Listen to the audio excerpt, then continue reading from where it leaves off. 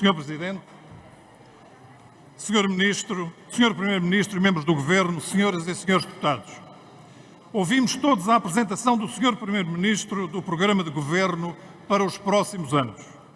E não há outra forma de o dizer. O que nos fica é que tudo soa ao mesmo. Soa ao mesmo no otimismo e na confiança no futuro. Soa ao mesmo na ausência de uma mensagem de estabilidade deste governo minoritário.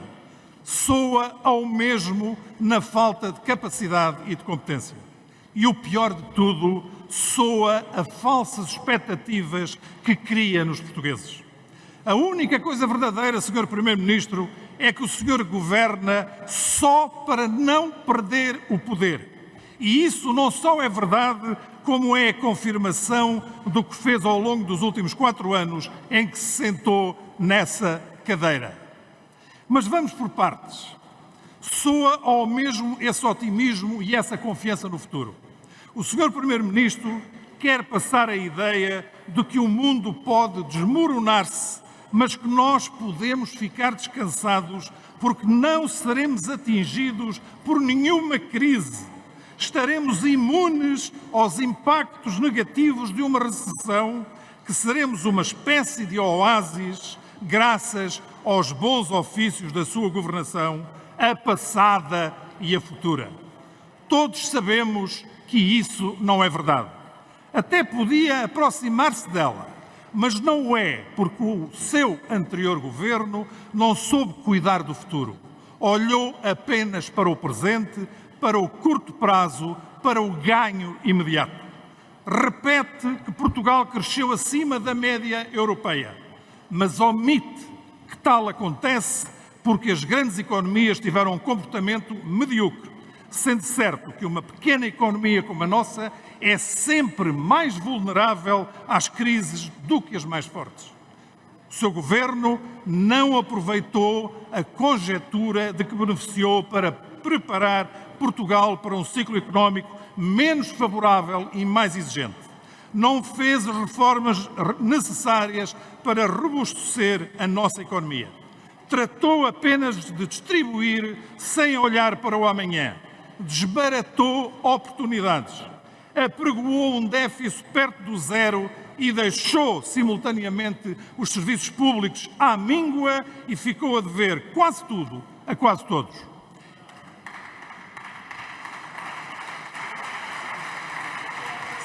Senhor Primeiro-Ministro, empurrou com a barriga e cá estaremos para receber a fatura mais pesada e mais dura.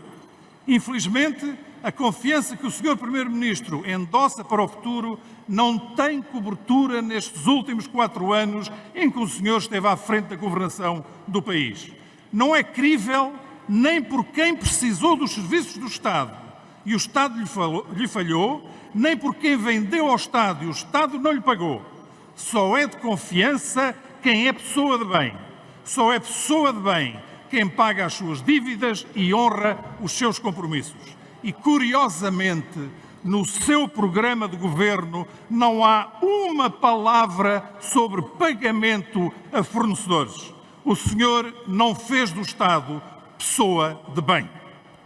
Soa ao mesmo a mensagem de estabilidade que assegura ter para governar nos próximos anos, onde há estabilidade num governo minoritário que não logrou obter os necessários apoios prévios e expressos junto dos partidos que elegeu como seus interlocutores preferenciais. Onde há estabilidade num governo minoritário que vai navegar à vista com uma calculadora, e tantas vezes o Sr. Primeiro-Ministro aqui falou na calculadora, com uma calculadora sempre na mão, a ver se soma os votos necessários para aprovar as suas medidas.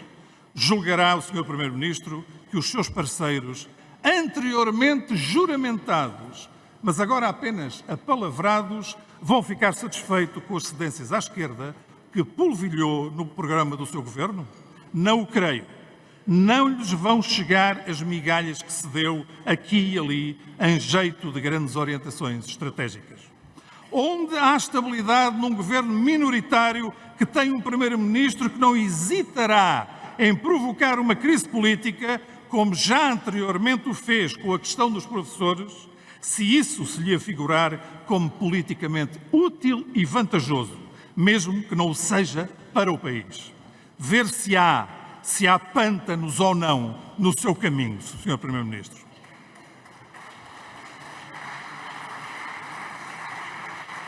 Onde há estabilidade num governo minoritário que tem uma cultura arraigada do quero, posso e mando, mas que nunca demonstrou ter coragem nem abertura para levar a cabo verdadeiras reformas em áreas como a economia, a segurança social ou o sistema político.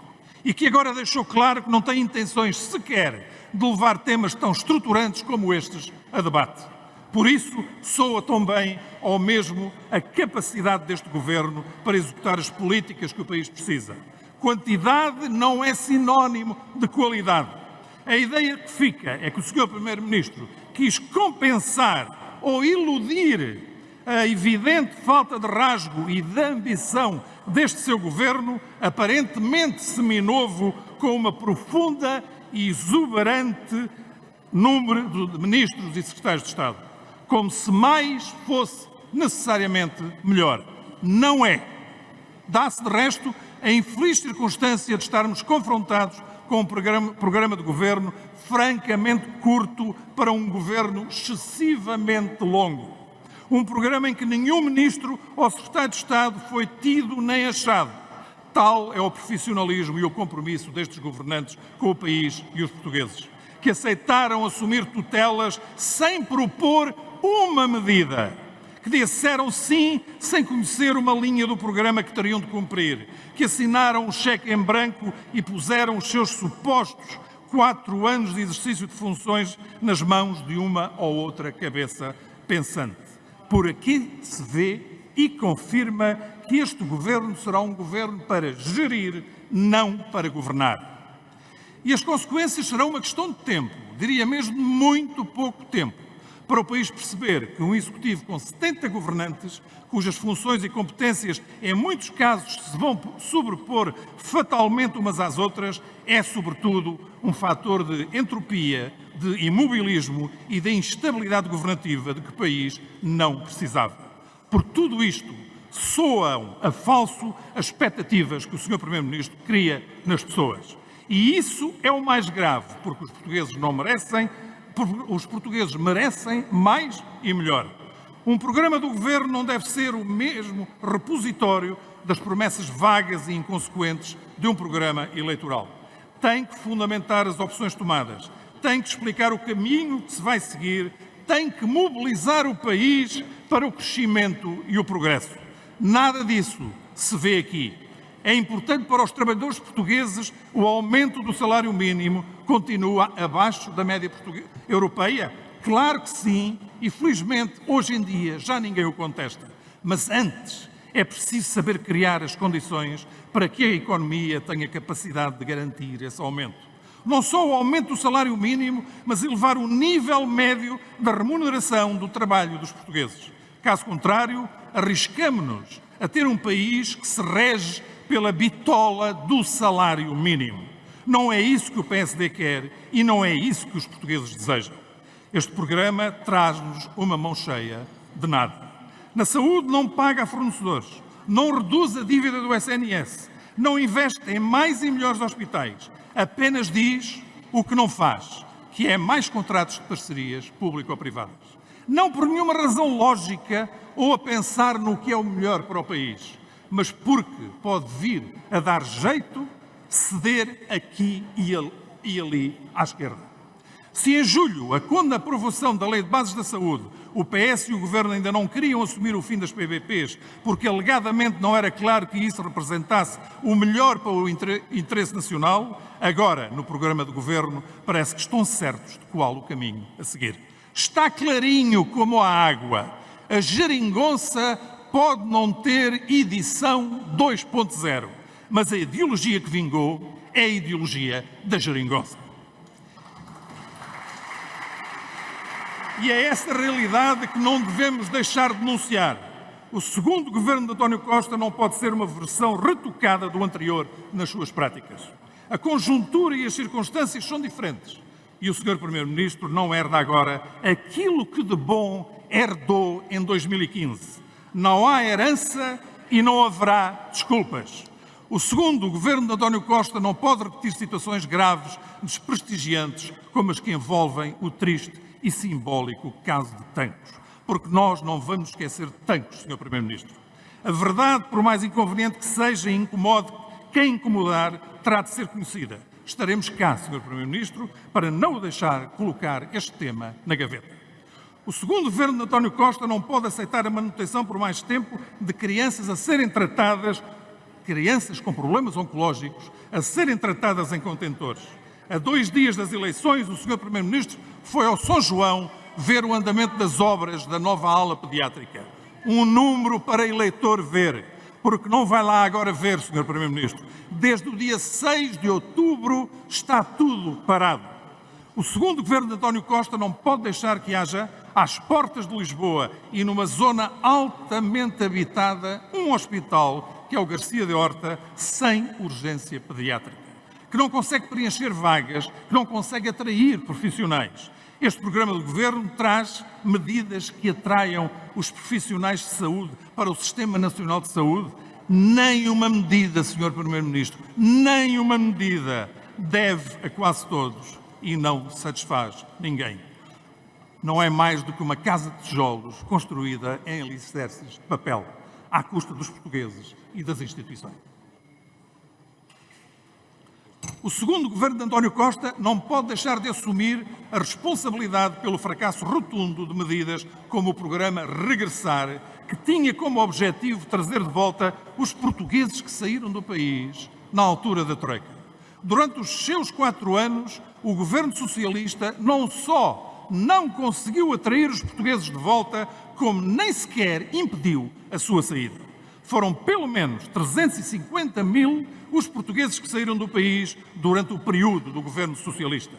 Com o famigerado programa Regressar, bandeira assinada entusiasticamente pelo próprio Primeiro-Ministro, 208 pessoas apenas apresentaram candidaturas e apenas 37 pessoas receberam apoio para efetivamente voltar. Se há um responsável por este fracasso, esse responsável é o Sr. Primeiro-Ministro. O segundo governo de António Costa não pode multiplicar promessas virtuais em planos de ferrovia que sabe de antemão que não serão feitos em 4 anos, nem em 8, nem em 20. Não está nos planos que estes planos sejam mais do que isso. Um conjunto de intenções, de frases que enchem um programa oco e sem substância. O Governo diz que resultado afinal quer, mas esquece de dizer como pensa lá chegar. E é esse programa de ações que tem que ser apresentado, porque é esse programa de ações que tem que ser sufragado pelos deputados da Assembleia da República. Sabemos que o Governo gosta de brincar ou faz de conta. Faz de conta que governa o país. Faz de conta que pensa em primeiro lugar nos portugueses. Faz de conta que quer uma discussão séria a propósito do programa do Governo na Assembleia da República. Mas na realidade não quer nada disto. Quer continuar a fingir tempos de glória enquanto aplica austeridade encapotada. Quer continuar a fingir eras de crescimento e progresso enquanto sacrifica o investimento e os serviços públicos. Agora, Sr. Primeiro-Ministro, está à frente de um governo recauchutado e não novo. Politicamente, o senhor está sozinho frente aos portugueses, a quem tanto prometeu nos últimos tempos em variadíssimas áreas. Chegou a hora de cumprir. Havendo, naturalmente, que começar exatamente por levar a cabo tudo aquilo que no seu primeiro governo prometeu e não realizou. Nesta bancada, aqui estaremos, como sempre, vigilantes, mas construtivos, sem dogmatismos e com espírito de diálogo e abertura para as questões de Estado relevantes, contribuindo com propostas e ideias para que Portugal progrida e os portugueses finalmente possam convergir com os países mais competitivos da União Europeia, o que manifestamente não tem acontecido. Senhor Primeiro-Ministro, e termino, não basta ter um governo para poder dizer que governa. Muito obrigado.